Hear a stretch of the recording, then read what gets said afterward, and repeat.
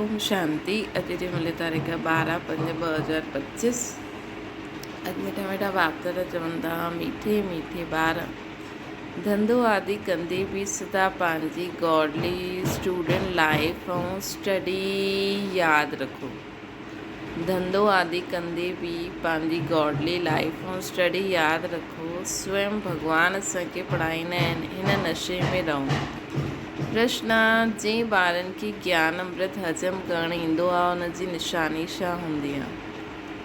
उत्तर आहे, उन्हनि खे सदा रूहानी नशो चढ़ो रहंदो आहे ऐं हुन नशे जे आधार ते सभिनि जो कल्याण कंदा रहंदा आहिनि। कल्याण करण जे सवाइ ॿियो कोई ॻाल्हि करण बि उन्हनि खे सुठो न लॻंदो आहे। काटन के फूल ठाहिण जी ही सेवा में बिज़ी रहंदा। काटन के फूल ठाहिण जी सेवा में बिज़ी रहंदा। ओम शांति। हाणे तव्हां ॿार हिते वेठा आहियो ऐं इहे बि ॼाणंदा आहियो कि हाणे असां पाठधारी आहियूं। 84 जन्मनि जो चकर पूरो कयो आहे। इहे तव्हां ॿारनि जी स्मृति में अचिणो खपे। 84 जन्मनि जो चकर हाणे असां पूरो कयो आहे। ॼाणंदा आहियो हाणे बाबा आया आहिनि असां सभिनि खे वरी खां राज्य प्राप्त कराइण व सतो प्रधान ठाहिण। इहे ॻाल्हियूं सवाइ बाप जे ॿियो कोई न सम्झाईंदो। तव्हां जॾहिं हिते वेंदा आहियो त तव्हां जीअं स्कूल में वेठा आहियो। ॿाहिरि आहियो त स्कूल में न आहियो। ॼाणंदा आहियो इहो ऊच ते ऊच रूहानी स्कूल आहे। रूहानी बाप वेही पढ़ाईंदा आहिनि। पढ़ाई त ॿारनि खे यादि अचणी खपे। इहे बि ॿार ठहिरियो न। इहो ऊच ते ऊच स्कूल आहे, रूहानी स्कूल। रूहानी बाप वेही हिते पढ़ाईंदा आहिनि। पढ़ाई त ॿारनि खे यादि अचणी खपे। इहे बि ॿार ठहिरियो। इन्हनि खे अथव सभिनि खे सिखलाइण वारो बाबा आहे। सभु कुझु, सभु मनुष्य मात्र जी आत्माउनि जो बाप उहो आहे।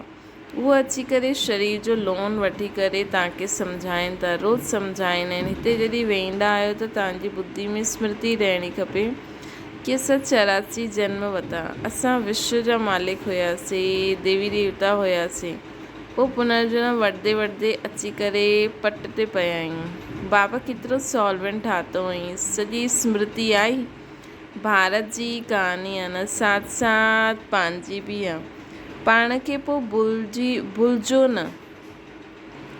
असां स्वर्ग में राज्य कंदा हुयासीं, पोइ असां 84 जन्म वरिता।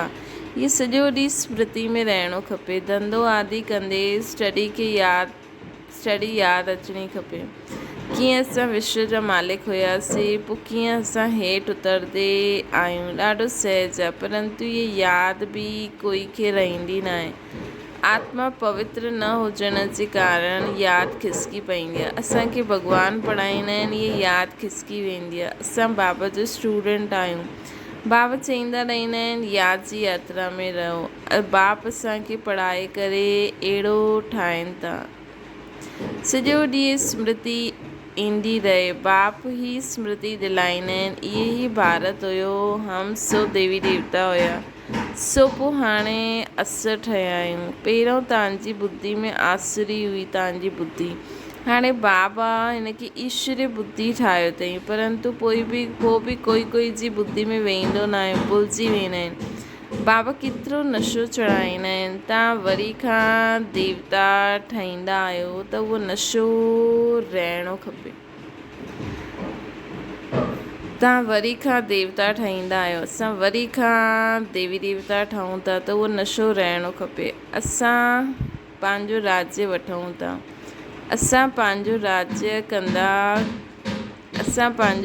कंदा।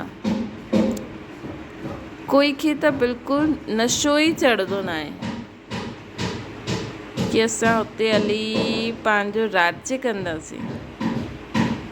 ज्ञान अमृत हज़म ई न थींदो आहे। जंहिंखे नशो चढ़ो हूंदो उन्हनि खे कंहिंजो कल्याण करण जे सवाइ कोई ॿी कोई ॻाल्हि करण बि सुठो न लॻंदो। फूल ठाहिण जी सर्विस में लॻा रहंदा। असां पहिरियों फूल हुयासीं, पोइ माया कांटो ठाहे छॾियईं, हाणे वरी फूल ठाहींदा आहियूं न। इहे ॻाल्हियूं पाण सां करणियूं खपनि। हिन नशे में रही तव्हां कंहिंखे बि सम्झाईंदव त झटि कोई खे तीर लॻंदो। भारत गार्डन ऑफ अल्लाह हुयो, है न, भारत गार्डन ऑफ अल्लाह हुयो, हाणे पतित ठहियो आहे। असां ई सॼे विश्व जा मालिक हुयासीं, केतिरी वॾी ॻाल्हि आहे न। हाणे पोइ असां छा ठहिया आहियूं, केतिरो किरी विया आहियूं। असांजे किरण ऐं चरण जो नाटक आहे। इहा कहानी बाप वेई ॿुधाईंदा आहिनि, उहा आहे कूड़ी, इहा आहे सची। उहो सत्यनारायण जी कथा ॿुधाईंदा आहिनि। सम्झंदा थोरी आहिनि कि असां कीअं चढ़ूं पोइ कीअं किरूं। ये बाप सच्ची सत्यनारायण जी कथा ॿुधाई अथई। राजाई कीअं गवाई, इहा सॼी असांजे मथां आहे। आत्मा खे हाणे मालूम पियो कि असां कीअं हाणे बाप खां राजाई वठूं था। बाबा हिते पुछंदा आहिनि त चवंदा आहिनि हा नशो आहे, पोइ ॿाहिरि वञण सां कुझु बि नशो न रहंदो आहे। ॿार ख़ुदि सम्झंदा आहिनि, भले हथ त उठाईंदा आहिनि, परंतु चलन अहिड़ी आहे जो नशो रही न सघे। फीलिंग त ईंदी आहे न, फीलिंग त ईंदी आहे न। बाबा खे पतो त लॻंदो आहे न कि ॿारनि खे बिल्कुलु बि नशो न आहे, कि असां कीअं राजाई कंदासीं सत्युग में हली करे, न। सत्युग में असांजी राजाई हलंदी, महाराजा महारानी, राजा रानी, पोइ उन्हनि जी प्रजा, दास दासियूं, उन्हनि जो राज्य हूंदो। भले हिकु मेन किंग एंड क्वीन हिकु हूंदो, लेकिन साथ साथ स्टेट जा बि त राजा रानी हूंदा न, त उन्हनि खे बि त पंहिंजी राजाई हलाइणी आहे न। हाणे त शिव बाबा जे राज्य में असां सभु कमु करूं था, बाबा असांखे सेखारीनि था। लेकिन जॾहिं पोइ शिव बाबा रेस्ट करणु हली वेंदा मथे, पोइ हिन सृष्टि खे केरु संभालंदो? छो जो हिन सृष्टि ते पवित्र आत्मायूं सत्युग में हूंदियूं त अपवित्रता ईंदी न। त जेसि ताईं बाबा अधु कलाक रेस्ट कंदा त तेसि ताईं असांखे पंहिंजी प्योरिटी जी शक्ति जो असां हाणे धारण करूं था, उन सां पूरी सृष्टि खे संभालणो आहे। त इहे नशो हुजिणो खपे। हुन खां पोइ बाबा बि अची वेंदा, पोइ धीरे धीरे सन्यासी बि अची वेंदा। त असांखे पंहिंजो पाठ वॼाइणो आहे, है न। अगरि तव्हांखे लॻे कि हाणे बसि बाबा हली वेंदा, हली काॾे वेंदा, हीअ त सृष्टि ते त असां खेल था खेॾूं, है न। त खेल में हर हिक जो पंहिंजो पंहिंजो पार्ट आहे। हाणे बाबा एॾो समय असांखे सेखारियईं पढ़ायईं, त असां बि त कुझु करूं न। बसि बाबा ई बाबा कंदा रहूं। बाबा जीअं असांखे सर्व संबंध जो सुख ॾिनई, हाणे असांखे बि हिक ॿिए सां गॾु उहो संबंध निभाए करे उस सृष्टि ते राज्य करिणो आहे। त इहा ॻाल्हि सोचो ई न, बाबा हली वेंदा, है न। बाबा काॾे वेंदा, परमधाम हिते ई त आहे पासे में। पोइ इहा सृष्टि आहे, अव्यक्त वतन जो पाठ ख़तमु थी वेंदो हाणे वैसे बि। पोइ सृष्टि ते असां ईंदासीं पाठ वॼाइण, बसि सिंपल सी ॻाल्हि आहे। जीअं हाणे बि असां अमृत वेलो बाबा सां मिलंदा आहियूं, मुरली ॿुधंदा आहियूं, हुन खां पोइ कर्म क्षेत्र में कर्म कंदे हुए बाबा खे यादि कंदा आहियूं न। बसि उन समय सत्युग त्रेता में बाबा न हूंदा, बाबा जी श्रीमद बुद्धि में हूंदी। द्वापर में वरी बाबा भक्ति मार्ग में अची वेंदा, वरी असां बाबा सां भले पहचान न हूंदी, लेकिन कनेक्शन त, अनुभव त थोरो थोरो थींदो न। भॻवान खे असां यादि कंदासीं न, कहिड़े बि नाम रूप सां। वैसे असां पक्का हूंदासीं त शिवलिंग जे रूप में यादि कंदासीं। त ईअं ॻाल्हियूं कंदे कंदे हर ॻाल्हि खे नंढो करे हलंदा हलो, एॾो वॾो करे न हलो, अरे बाबा हली वेंदा, ईअं थी वेंदो, उअं थी वेंदो। छो जी हिते खेल था खेॾूं, कोई समय रुकंदो न आहे, है न। समय रुकंदो न आहे, हलंदो हले न। त इहे नशो हुजिणो खपे कि हाणे असां बि राजा ई कंदासीं। बाप ॿारनि जी खे स्मृति दिलाईंदा आहिनि, ॿार तव्हांखे मां राजा ई ॾिनी, पोइ तव्हां गवाए छॾी, तव्हां हेठि उतरंदा आया आहियो छो जी ये नाटक चढ़ण ऐं उतरण जो आहे। ये नाटक चढ़ण ऐं उतरण जो आहे। अॼु राजा आहे, कल्ह उनखे उतारे ॾींदा आहिनि। अख़बार में ॾाढी अहिड़ी ॻाल्हियूं पवंदियूं आहिनि जंहिंजो जेके रिस्पॉन्ड ॾिबो आहे त कुझु सम्झनि। इहे नाटक आहे, इहे यादि रहे त बि सदा ख़ुशी रहे, है न। जीअं सम्झो रिस्पॉन्ड बि सुठी रीति ॾियणो आहे, ईअं न की असांखां कोई अहिड़ो असां रिस्पॉन्ड ॾियूं जो वापसि उहो असांखां पुछनि त असां ॿुधाए न सघूं, है न।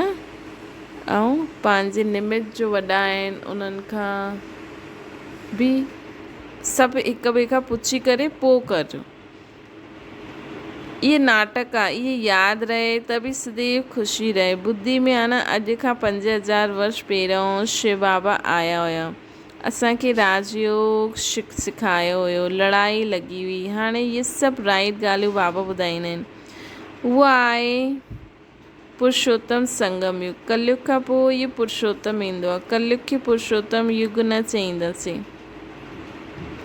सत्य खे बि न चईंदासीं, आसुरी संप्रदाय ऐं दैवी संप्रदाय चईंदा आहियूं न। उन जे विच में आहे इहे संगम युग। जबकि पुराणी दुनिया खां नई दुनिया ठहींदी आहे, नई दुनिया सां पुराणी थियण में सॼो चक्कर लॻी वेंदो आहे। हाणे संगम युग आहे। सतयुग में देवी देवताउनि जो राज्य हुयो, हाणे उहो आहे न। बाक़ी अनेक धर्म आहिनि, इहे तव्हांजी बुद्धि में रहंदो आहे न। ॾाढा आहिनि जो 6-8 मास 12 मास पढ़ी करे बि किरी पवंदा आहिनि, फेल थी वेंदा आहिनि। भल पवित्र ठहींदा आहिनि परंतु पढ़ाई न कंदा आहिनि त फसी पवंदा आहिनि। सिर्फ़ु पवित्रता बि कम में न ईंदी। अहिड़ा ॾाढा सन्यासी बि आहिनि, उहे सन्यास धर्म छॾे गृहस्थी ठही वेंदा आहिनि, शादी आदि करे वठंदा आहिनि। त हाणे बाप ॿारनि खे सम्झाइनि था त स्कूल में वेठा आहियो, ये स्मृति में आहे असां पंहिंजी राजे कीअं गवाए, केतिरा जन्म वरिता। हाणे वरी बाबा चईंदा आहिनि विश्व जा मालिक ठहो, पावन ज़रूरु ठहिणो आहे। केतिरो जास्ती यादि कंदा ओतिरो पवित्र थींदा वेंदा, छो जी सोने में खाद पईंदी आहे। जेतिरो जास्ती यादि कंदा ओतिरो पवित्र थींदा वेंदा, छो जी सोने में खाद पईंदी आहे। उहा निकिरे कीअं त यादि सां असांजी उहा जेकी खाद आहे उहा सभु निकिरी वेंदी ऐं असां सचा सोना ठही वेंदासीं। असां सचा सोना ठही वेंदासीं। तव्हां ॿारनि जी बुद्धि में आहे की असां आत्मा सतो प्रधान हुयासीं, 24 कैरेट हुया, पोइ किरदे किरदे इहा हालति अची करे असांजी थी आहे। असां छा ठही विया आहियूं? बाबा त ईअं न चईंदा की असां छा हुयासीं।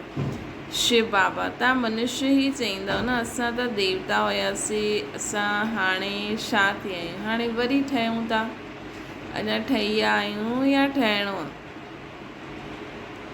भारत जी महिमा आहे न, भारत में केरु ईंदा आहिनि, छा ज्ञान ॾींदा आहिनि, इहे कोई न ॼाणंदो आहे, है न। हाणे बाबा आया आहिनि, असांखे कीअं ज्ञान ॾियनि था, छा बि जो बि असांखे हेॾी पालना ॾियनि था, इहे दुनिया वारनि खे पतो ई नथो लॻे। असां हिते वेही करे पालना वठूं था, सॼी बुद्धि बल द्वारा सभु कमु थिए थो, है न। जंहिंजी बुद्धि विशाल थींदी वेंदी उन्हनि खे हाणे बि अनुभव थींदो कि हाणे बि शिव बाप ब्रह्मा मां असांखे पालना ॾियनि था, मम्मा पापा असांखे पालना ॾियनि था।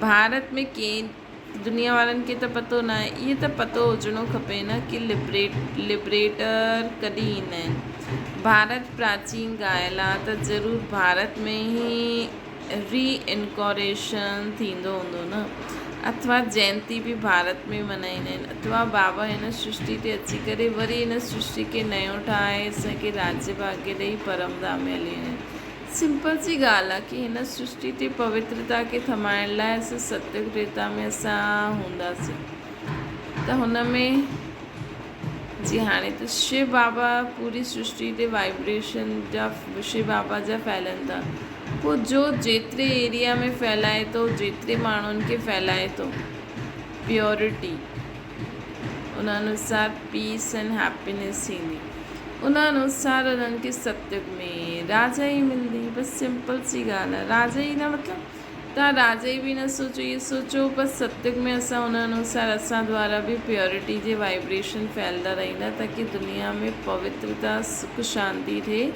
ताकी कोई भी भगवान की याद न करे ताकि भगवान थोड़ी देर विश्राम करे त बाबा असांखे चवनि था कि रीइनकॉरेशन थींदो आहे अथवा जयंती भी भारत में ही मल्हाईंदा आहिनि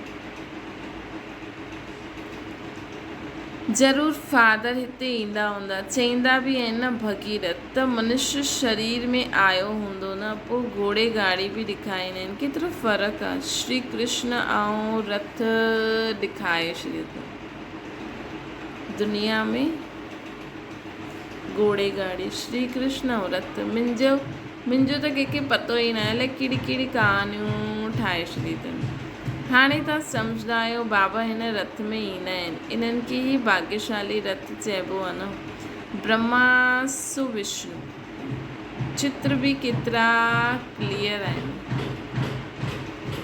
है न चित्र बि केतिरा क्लियर आहिनि त्रिमूर्ति जे मथां शिव इहे शिव जो परिचय कंहिं ॾिनो बाबा ही ठाराए अथई हाणे तव्हां सम्झंदा आहियो बाबा हिन ब्रह्मा रथ में ईंदा आहिनि ब्रह्मा सु विष्णु विष्णु सु पोइ वरी ब्रह्मा ठहींदा तत्वम असां बि त ठाहींदासीं न ब्रह्मा बाबा ठहींदा विष्णु लेकिन असां बि बाबा चईंदा न तव्हां बि जेतिरो रचना जेतिरनि खे मदद कंदव जेतिरो तव्हां द्वारा ॿियनि खे पालना मिलंदी त उहो बि तव्हां बि मास्टर ब्रह्मा थियो पोइ तव्हांजो बि पाठ विष्णु जो थींदो सत्युग हाणे ॿारनि खे बि सम्झायो आहे किथे 84 जन्मनि खां पोइ विष्णु सो ब्रह्मा ठहींदा आहिनि किथे ब्रह्मा पोइ विष्णु हिकु सेकेंड में ठही वेंदा आहिनि वंडरफुल ॻाल्हियूं आहिनि बुद्धि में न धारण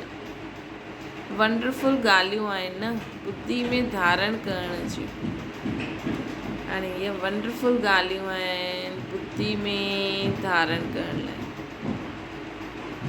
पहिरियों सम्झाइणो हूंदो आहे बाप जो परिचय भारत स्वर्ग त ज़रूरु हुयो हेवनली गॉड फादर स्वर्ग ठातो हुई ये चित्र त ॾाढो वंडरफुल आहे सम्झाइण जो शौक़ु हूंदो आहे हेवनली गॉड फादर स्वर्ग जी स्थापना कई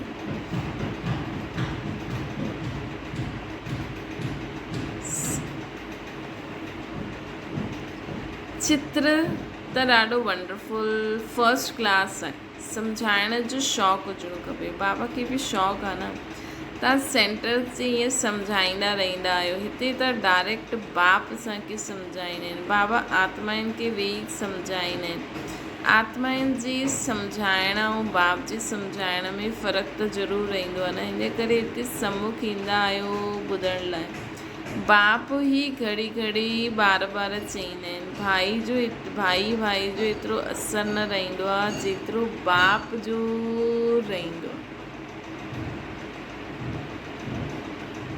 हिते तव्हां बाप जे सम्मुख वेठा आहियो आत्माऊं ऐं परमात्मा मिलंदा आहिनि त हिनखे मेलो चइबो आहे न बाबा सम्मुख वेही सम्झाईंदा आहिनि त ॾाढो नशो चढ़ंदो आहे सम्झंदा आहिनि बेहद जो बाप चईंदा आहिनि असां हुननि जी न मञंदासीं बाबा चईंदा आहिनि असां तव्हांखे स्वर्ग में भेजियो हुयो पोइ 84 जन्म वठंदे हाणे पत थी विया आहियो पोइ तव्हां पावन न ठहींदव आत्माउनि खे चईंदा आहिनि बाबा आत्माउनि सां ॻाल्हाईंदा आहिनि की तव्हां हिते आत्मा परमात्मा जो मेलो लॻंदो आहे बाबा सम्मुख वेही सम्झाईंदा आहिनि त केतिरो नशो चढ़ंदो आहे सम्झंदा आहिनि बेहद जो बाप चईंदा आहिनि असां उन्हनि जी न मञंदासीं बाबा चईंदा आहिनि असां तव्हांखे स्वर्ग में भेजियो हुयो पोइ 84 जनम वठंदे वठंदे हाणे तव्हां पतित थी विया आहियो, हाणे वरी पावन न ठहींदो। बाबा जो चयो न मञंदा। कोई सम्झंदा आहिनि बाबा सच सच चईंदा आहिनि, कोई त झटि चईंदा आहिनि बाबा असां पवित्र छो न ठहींदासीं, है न। जंहिंखे इहो अनुभव थी वेंदो न कि मां आत्मा आहियां, बाबा मुंहिंजो पिता आहे, त बाप असांखे चए थो हीअं करो त करो। बाप चईंदा आहिनि मूंखे यादि करो त तव्हांजा पाप कटिजी वेंदा, तव्हां सचो सोनो ठही वेंदव। मां सभिनि जो पतित पावन बाप आहियां, त बाप जी सम्झाणी ऐं आत्माउनि जी सम्झाणी में केतिरो फ़र्क़ु हूंदो, न। चाहे ब्राह्मण ॿार ई आहिनि, लेकिन बाप त बाप आहे न। बाप कीअं सम्झाईंदो? बाबा त ज्ञान स्वरूप शक्ति स्वरूप ठही करे सम्झाईंदा आहिनि न, देही अभिमानी स्थिति में स्थित थी करे, ताकि आत्माउनि जे खे ज्ञान बि मिली वञे ऐं उन्हनि खे शक्ति बि मिली वञे। त बाबा चईंदा आहिनि सम्झो कोई नयो ईंदो आहे, उन में बि जो हितां जो फूल हूंदो उन्हनि खे टच थींदो। इहे चईंदा ठीकु आहिनि, त जो हितां जो न हूंदो त सम्झंदा न। त तव्हां बि सम्झायो। असां आत्माउनि खे बाप चईंदा आहिनि ॿार हाणे पावन ठहो। असां आत्माउनि जो बाप हाणे चवनि था कि ॿार हाणे पावन ठहो। मनुष्य पावन ठहिण लाइ गंगा सनानु कंदा आहिनि, गुरू कंदा आहिनि, परंतु पतित पावन त बाबा आहे। बाप आत्माउनि खे चईंदा आहिनि तव्हां केतिरा पतित ठही आहियो, इन करे आत्मा यादि कंदी आहे कि अची करे पावन ठाहियो। बाप चईंदा आहिनि मां कल्प ईंदो आहे, त ॿारनि खे चईंदो आहे इहे अंतिम जन्म हाणे मुंहिंजे ख़ातिर पवित्र ठहो। इहे रावण राज्य ख़तमु थियणो ई आहे न। बाबा हाणे चवनि था इहे अंतिम जन्म मुंहिंजे ख़ातिर पवित्र ठहो। बाप चईंदा आहिनि मां कल्प ईंदो आहे।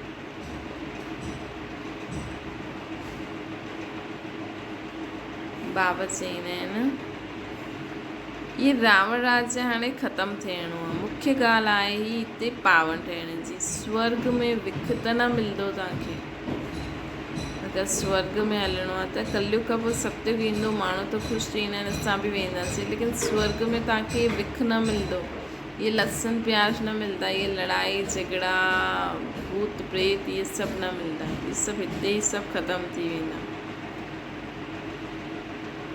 त बाबा असांखे चवनि था मुख्य ॻाल्हि आहे ही पावन ठहिण जी। स्वर्ग में विख न हूंदो। जॾहिं कोई ईंदो आहे त उनखे सम्झायो कि बाबा चईंदा आहिनि पंहिंजे खे आत्मा सम्झी मुझ बाप खे यादि करो त तव्हां सभु पावन थी वेंदव। ये खाद निकिरी वेंदी। मन मना भव अक्षर यादि आहे न। बाबा निराकार आहे, असां आत्मायूं बि निराकार।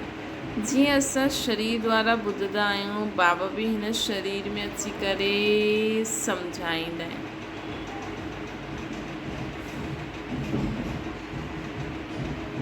बाबा बि हिन शरीर में अची करे असांखे सभु सम्झाईंदा आहिनि। न त कीअं चए मामेकम यादि करो, देह जे सभी संबंध छॾो।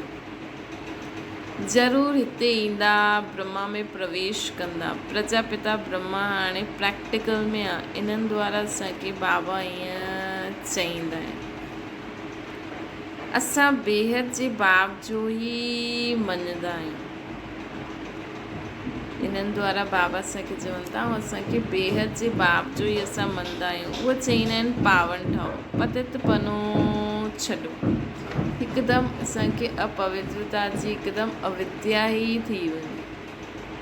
पुराणी देह जे अभिमान खे छॾो, मूंखे यादि करो त अंतमती सुगति थी वेंदी। तव्हां लक्ष्मी नारायण ठही वेंदा।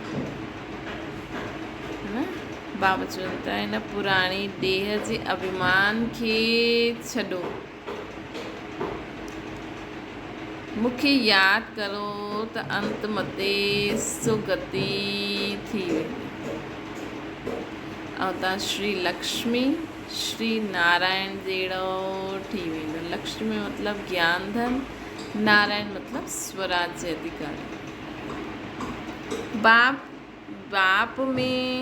बाप सां सम्मुख बेमुख ठहिण जो मुख्य अवगुण आहे हिक ॿिए जो परचिंतन करणु, ईवल ॻाल्हियूं ॿुधणु ॿुधाइणु। बाबा जो डायरेक्शन आहे तव्हांखे ईवल ॻाल्हियूं ॿुधणियूं न आहिनि, इन्हनि जी ॻाल्हि उन्हनि जी ॻाल्हि इन्हनि खे सुञाइण, इहो दूतीपनो आहे। तव्हां ॿारनि में इहो न हुजणो खपे। हाणे हिन समय पुराणी दुनिया में सभी विपरीत बुद्धि आहिनि, सिवाय बाप जे ॿियो कोई ॻाल्हि ॿुधाइणु उनखे दूतीपनो चइबो आहे। हाणे बाप चईंदा आहिनि इहे दूतीपनो छॾो, बाबा चईंदा आहिनि हाणे इहे दूतीपनो छॾो। सभी सीताउनि जो हिकु राम सां योग जुड़ायो, तव्हांजो धंधो ई इहो आहे। बसि इहो पैगाम सभिनि खे ॾींदा हलो। बाबा आयल आहिनि, चईंदा आहिनि गोल्डन एज में वञिणो आहे।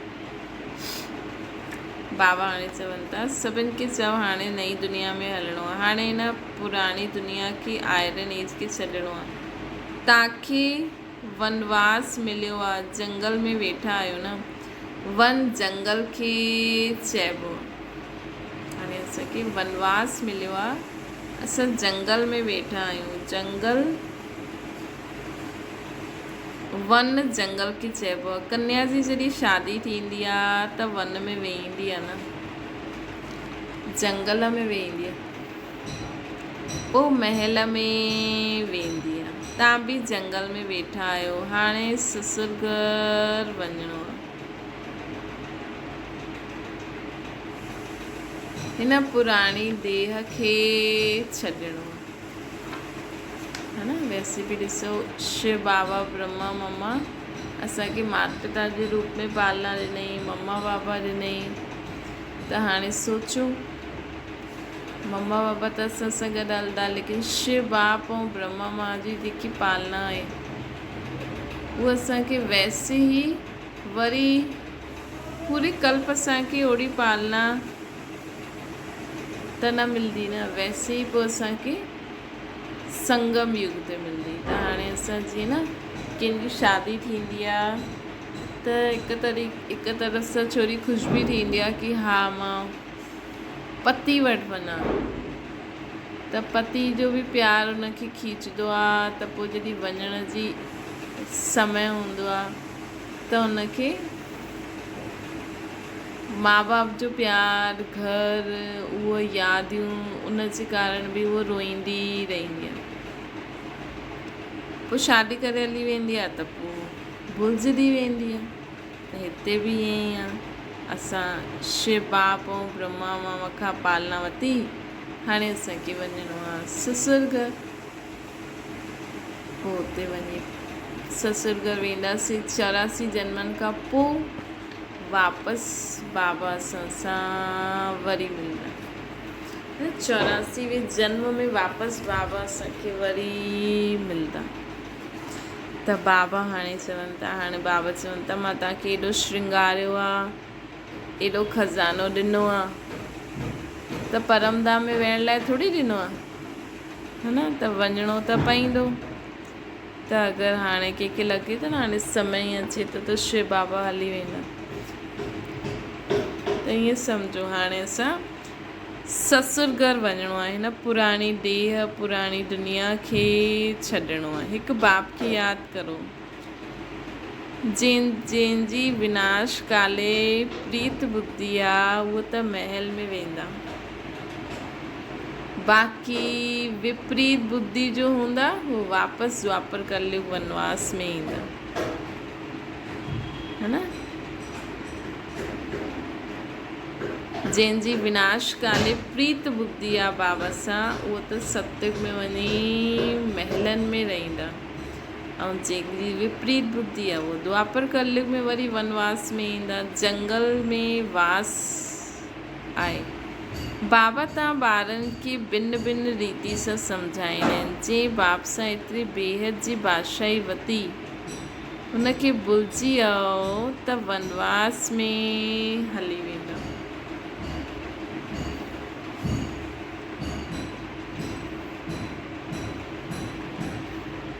वनवास ऐं गार्डन वास।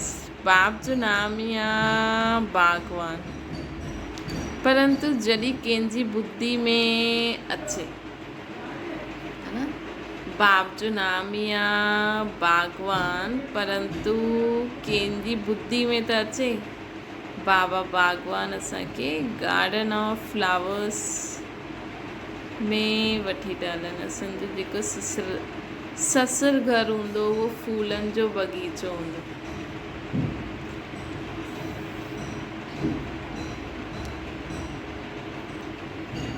भारत में ई असांजो राज्य हुयो, हाणे न आहे। हाणे त वनवास आहे न, पोइ गार्डन में हलंदासीं। तव्हां हिते वेठा आहियो त बि बुद्धि में आहे असां बेहद जे बाप सां पंहिंजो राज्य वठूं था, अञा वठूं था या वठी वरितो।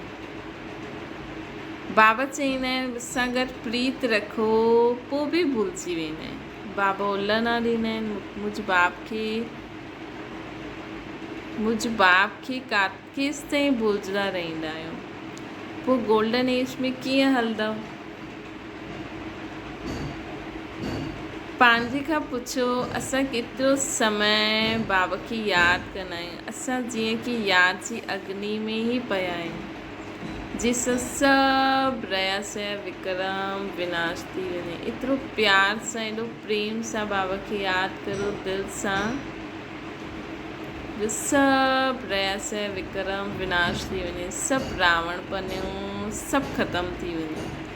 हिकु बाप सां प्रीत बुद्धि थियणो आहे। सभिनि खां फर्स्ट क्लास माशूक आहे जो तव्हांखे बि फर्स्ट क्लास ठाहींदा आहिनि। किथे थर्ड क्लास में बकरियूं मिसल ट्रैवल करणु, किथे एयर कंडीशन में ट्रैवल करणु। केतिरो फ़र्क़ु थी वियो न। इहे सभु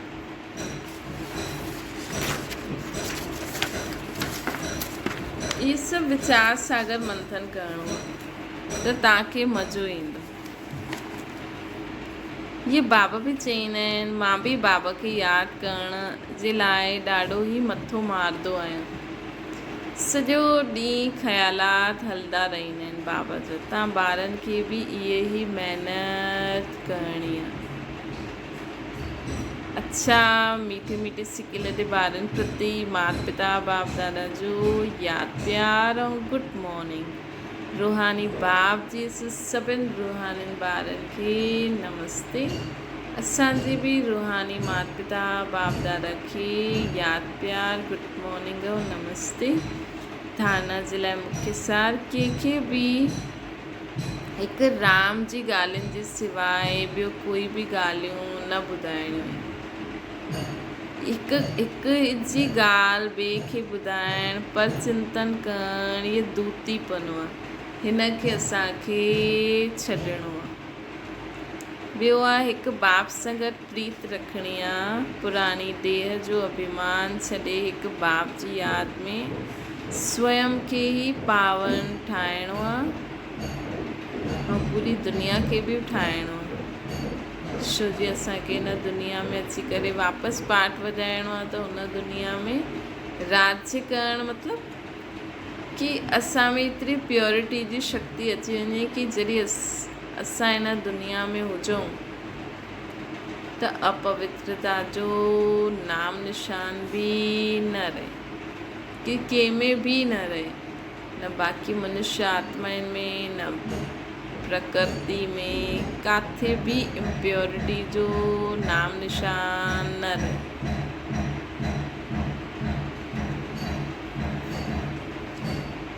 बाबा चवनि था वरदाना समाइण जी शक्ति द्वारा रॉन्ग खे बि राइट ठाहिण वारा विश्व परिवर्तक ठहो।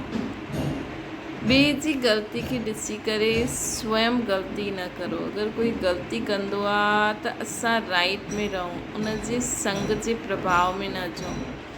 जो प्रभाव में ईंदो आहे उहो अलबेलो थी वेंदो आहे। हर हिकु सिर्फ़ु इहा ज़िम्मेवारी उठाए वठे कि मां राइट जे मार्ग ते ई रहंदमि।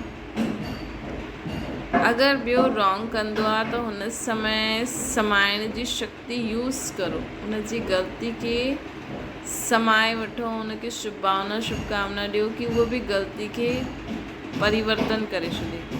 कंहिंजी ग़लती खे नोट करण जे बजाय हुनखे सहयोग जो नोट ॾियो, अर्थात सहयोग सां भरपूर करे ॾियो त विश्व परिवर्तन जो कार्य सहज थी वेंदो।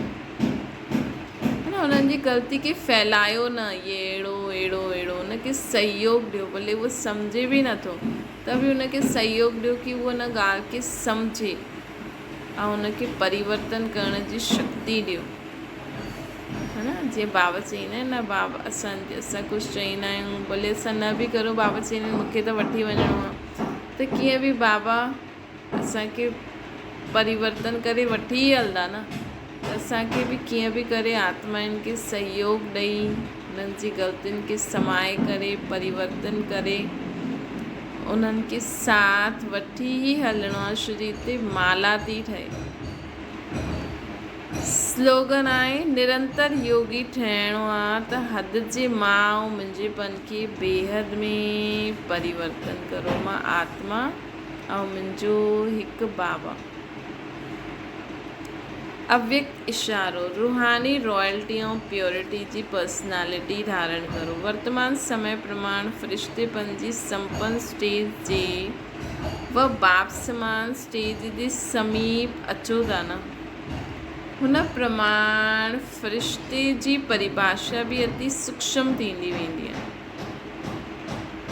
सिर्फ़ ब्रह्मचारी ठहिण ई पवित्रता न आहे, लेकिन ब्रह्मचारी सां गॾु गॾु ब्रह्मा बाप जे हर कर्म रूपी कदम ते कदम रखण वारा ब्रह्मचारी ठहो। सिर्फ़ ब्रह्मचारी सां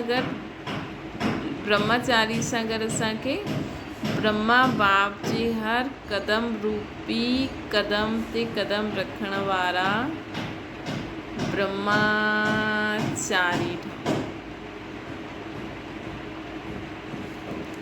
अच्छा, ओम शांति। बाबा खे यादि करो।